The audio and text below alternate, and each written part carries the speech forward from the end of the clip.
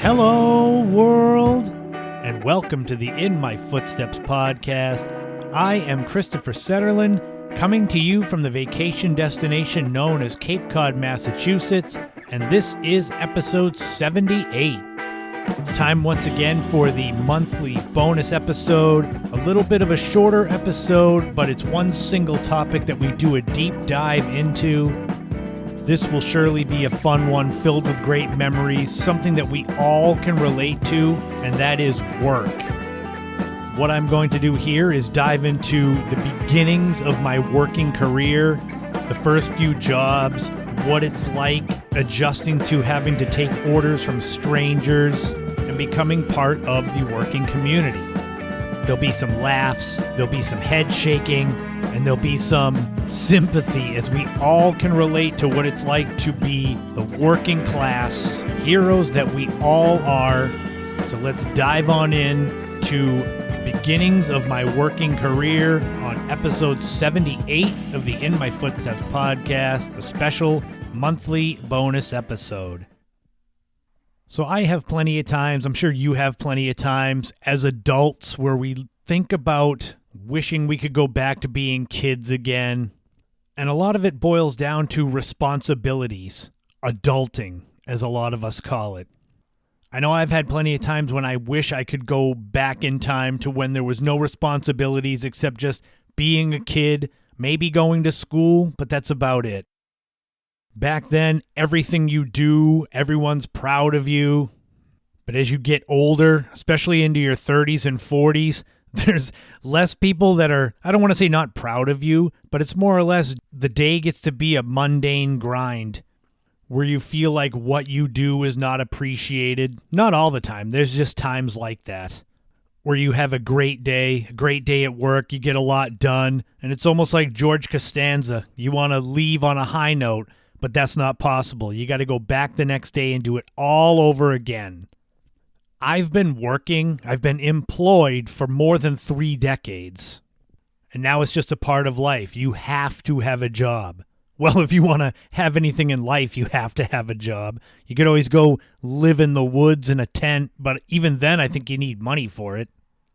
But like I said, this episode is the beginnings of employment, the beginnings of work. And I'm sure a lot of you, we may not be the same age, not from the same place, don't have the same background, but getting into the work environment, that's something I think we all can relate to, even if we don't have jobs that are anywhere near the same.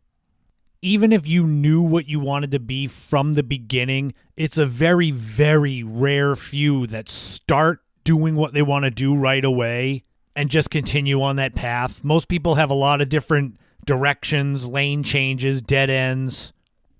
And when I talk about work, talk about employment, I'm not talking about being a kid, having chores, and getting an allowance from your parents. That doesn't count. Because if you don't do your chores, yeah, you're going to get in trouble. You're going to get grounded. You won't get your allowance. But you're not going to be fired from the family. I can remember growing up as a child of the 1980s, teenager of the 90s, having chores like emptying the dishwasher or doing something that we in the family called poop patrol. I'm sure my siblings are laughing at that now. Poop patrol was going around the backyard and picking up our 2 dogs' poop. I mean, that's as glamorous as it can be. Still, it's better to clean it up and throw it away than to not get it and slip and fall in it, which has happened to me when I was a kid. But chores were easy. Just being a kid, you're lazy, naturally, lazy and selfish. I know I was. So I didn't want to empty the dishwasher, something that took 10 minutes, or the same with poop patrol, 10 minutes at most. I wanted to get on my bike and go ride, or maybe play Nintendo, or just hang out with friends. But it was all better when you got your allowance and you could go to the corner store, buy some candy, soda, candy bars. You felt kind of like a big shot. Look, I got like $5. There we go.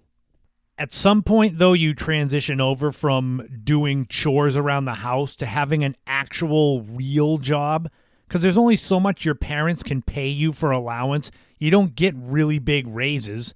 You might go from $5 to $10 at most, maybe. I don't know how it is today. But back then, in a big family with 5 kids, there's only so much money that parents can pay out. I mean, unless you were going to go up and change the shingles on the roof, there's not many jobs that are deserving of huge amounts of money when you're a kid. I got my first real actual job when I was 12 years old. Now, I think today there's laws about how old you have to be to get a job. Typically, it's 14 and above. In 1990, when I was 12 years old, the job I got was at my friend's family's general store. And this wasn't some lucrative deal. I went 1 day a week for 4 or 5 hours to stock shelves. I believe it was paid under the table. I got a whopping $5 an hour. And my friend Matt and I've mentioned him in episode 30, a whole bonus episode on him. But we would get up not really early, but then we would ride our bikes from where we lived down to Barnstable Village.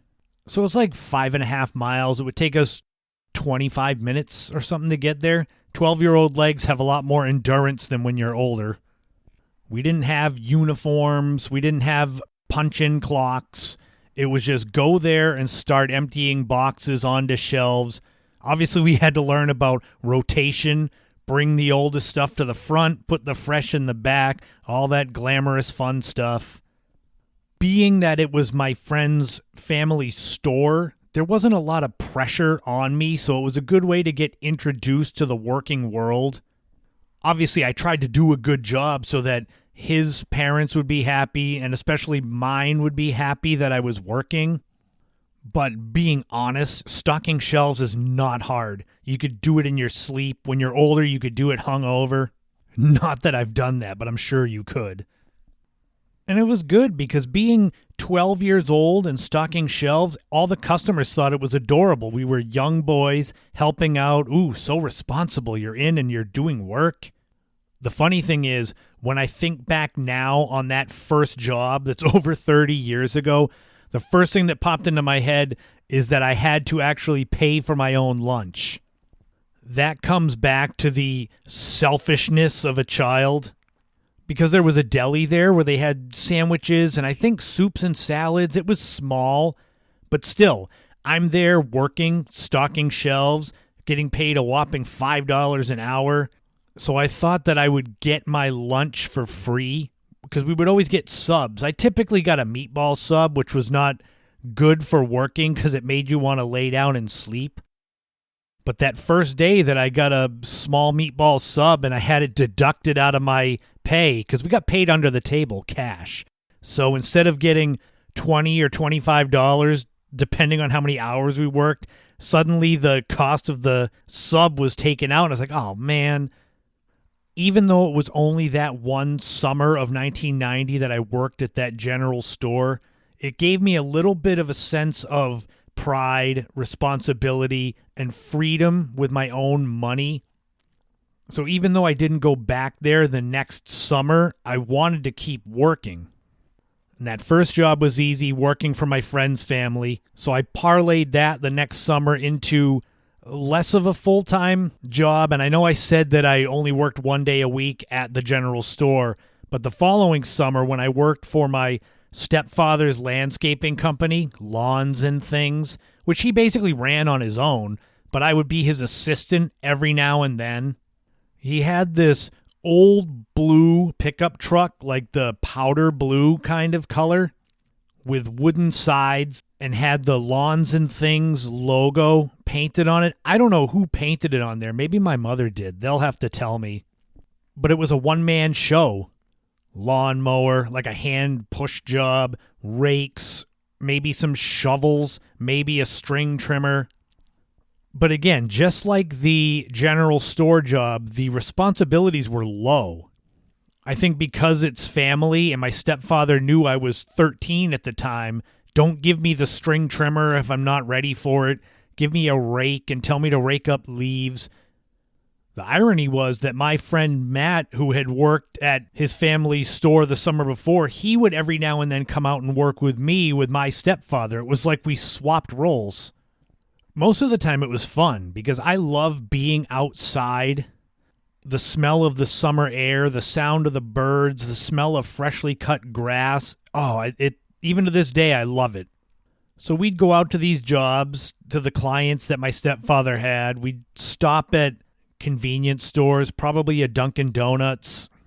It's interesting because when I think of the lawns and things, summer, that I worked doing some landscaping, the first memory that pops up is not a specific job. There was a time that I believe my friend Matt was working with us that day, so there was 3 of us in the truck. My stepfather probably got out to go into the store, maybe a hardware store, to get some equipment. And because I was the family, the stepson, I got the window seat. So I was sitting there with my arm on the window, my right arm. And being Cape Cod, we are loaded with seagulls, now year-round. And out of nowhere, this seagull just takes a dump on my arm. Just this white and black mix just splats on my arm. I still remember Matt he laughed his ass off because I would always say, oh, it's my stepfather. I get to sit at the window. And then he was laughing like, oh, you like the window, do you? Even in the times that we swapped and he got the window seat, he never had a seagull crap on his arm. Much like working at the general store, working for the landscaping with my stepfather, that was only one summer. The following summer, 1992, I graduated 8th grade. I didn't work unless I worked and I blocked it out. I spent more time hanging out with my friends, rolling my ankle on the basketball court in front of my house and spending a week with ice on it on the couch like a jackass because I was showing off for this girl that I liked. The next job I wanted for the following year was to work at my grandfather's donut shop because that place was legendary. You can go back to episode 20 and the episode that's dedicated to my grandfather to hear more about Sullivan's Donut Shop. But after spending so much time in there as a kid and getting to watch my grandfather work and other members of the family work there, my goal was always to eventually work there, whether making donuts in the back or just being a sweep and mop boy or something like that menial. I just wanted to be a part of that. I don't think I ever talked to my grandfather about working at the donut shop or talked to my mother about it. It was more of something that was understood, that once I was of age, I was going to work there. But unfortunately, circumstances came up. It wasn't meant to be. There was major construction around the area of where the donut shop was in Hyannis. That, coupled with the rise of Dunkin' Donuts on Cape Cod, led to my grandfather shutting the donut shop down early in 1993. So that left me kind of out in the cold where I had no idea what I wanted to do for work. But I was also a freshman in high school, so I had more important things to worry about, like hanging out with my friends and having crushes on random girls that would not be requited, whatever. I thought I was going to have the summer after my freshman year of high school to just hang out and ride my bike and just be out in the sun. But then I got an offer I couldn't refuse from my father. He wanted me to come down and do dishes and prep work at the Marshside restaurant in Dennis just for Memorial Day weekend. It might have even been just for one of those days, like a Sunday. So the chance to make my own money again was something I couldn't pass up because I had expensive hobbies like buying baseball cards and going to Spinnaker or Newberry Comics and buying CDs and CD singles that I would eventually throw away. Going to the Marshside, this was my first real introduction into actual work. And by that I mean working for someone that wasn't family. Yeah, my father was there, but he didn't run the place. The general store and lawns and things, that was family or friends of family. So there was little to no pressure. Going to the Marshside, it was different. I got there, they asked me to go into our barn, which was across the parking lot, and do prep work, food prep. And this is a 100% true story. This is from May of 1993. The very first job I ever had at the Marshside was to slice tomatoes. And I kid you not, I had never used a chef knife. I probably had never sliced a tomato ever. because I didn't really like eating them. Within 5 minutes at most, I had cut my thumb slicing tomatoes. I had to walk across the parking lot into the kitchen with my thumb wrapped in brown paper towel, blood everywhere. I was hugely embarrassed, and I'm sure my father was so proud of his son that he probably bragged to the owner, I'm bringing my son in to do prep work, and within 5 minutes he's cut himself. Like, oh God, get rid of him. What ended up happening was I got cleaned up, bandaged up, and they stuck me as a dishwashing apprentice. There was a guy named Marcos. He was the day dishwasher, and basically they put me on dish, and he kind of instructed me. He was really nice, but it was weird to have someone that you didn't know kind of oversee what you're doing, because by now I was already on edge. I was like, what am I going to do now? Shatter dishes everywhere? I've already cut myself. But it was a little bit comforting because my father was there working the actual line in the kitchen. And all of the servers and bus people were super nice. A lot of them from that time and from my time at the Marshside became friends. And I might bring up the fact that the first 2 jobs I had, I worked for friends or family. But getting older and being the age I am now, looking back, I've never had a boss that was better at being a boss than Mary Lou, who was the owner of the Marshside, was. When you're a kid, teenager, even in your early 20s, and you think you know everything and you think you deserve more than you're getting, even though you don't, you can look at a boss that's telling you what to do, quote unquote, as being this ogre or overlord. But when you get older, and especially when you don't work for that boss anymore, you really appreciate who they were and how they managed people. It's been almost 30 years since that first summer at the Marshside, and I'll tell you, I rarely have had more fun at a job than doing that prep and dish work at the Marshside. Sure, there were times I got cut or got irritated at people telling me what to do, but there was such low pressure and low expectations on me. I was washing dishes or grating cheese or slicing tomatoes or making salads. That's not hard work, especially if you've got half a competent brain. But I would get paid. I would get an actual real paycheck with a pay stub so you could see what you were making. The best part was I actually got lunch and it didn't come out of my paycheck. That was a huge deal. Granted, it would always be chicken nuggets and fries with the Cattleman's barbecue sauce that is still my favorite to this day. I think it's one of those comforting memories from childhood that, like, the flavor of that barbecue sauce brings me back to first working. Every now and then, this guy named Craig that worked there at night, he'd make me a sandwich because I had no skill to work actual cooking. And maybe I'm romanticizing it because there were times in high school that I was not a great employee. I would call out quote-unquote sick because I just didn't want to go to work because I was a kid. I can't say when the right time is to get your first job and start working. I almost wish that I hadn't started doing any work until I was, sophomore, junior in high school. Not that I missed out on anything, but it's kind of like once you enter the working world, you don't really get out. And if you get out, you're seen as lazy and directionless, and it's bad. So it's almost like you want to put it off as long as you can. And maybe things were just different in the late 80s, early 90s than they are today. I don't know.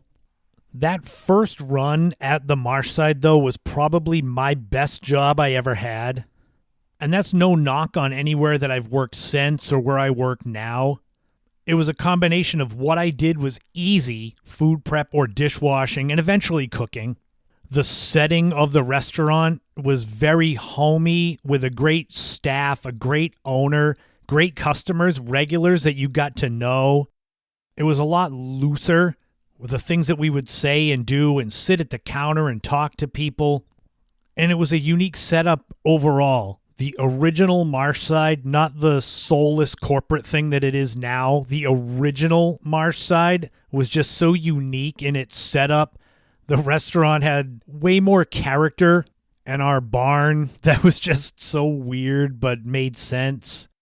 There were times it felt like I was stealing money from there because I would have so much fun with the people where I would kind of be like, wow, I'm getting paid to make salads and listen to my grunge alternative music super loud in the prep room.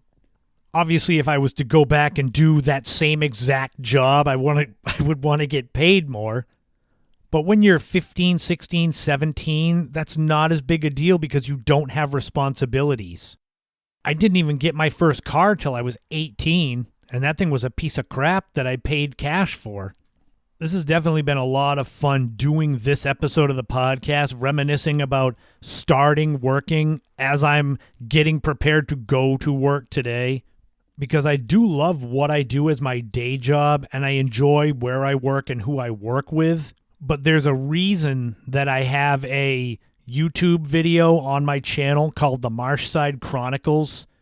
Part of it is because I had my video camera back then, and I would bring it into work and film us doing stuff. But the other main reason is that it was a big part of that time in my life, and it was fun and important and one that I want to remember and immortalize.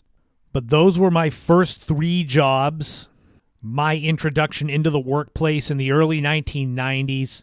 Do you out there remember your first jobs? Was it anything like mine? Typically, when I think of someone getting their first job, I think of stocking shelves. I think of doing dishes or landscaping, something that's easier / low risk. And when did you all out there start working? Was it like me at age 12, or did you wait longer and enjoy more of your childhood? No, I'm kidding. I enjoyed as much of my childhood as I could. So it's not like going to work suddenly changed everything. I mean, I would work 1 or 2 days a week. I didn't work full time. But that's going to wrap up episode 78, the special bonus episode looking back at the dawn of the working man. So thank you all for tuning in. Thank you to everyone who has been listening.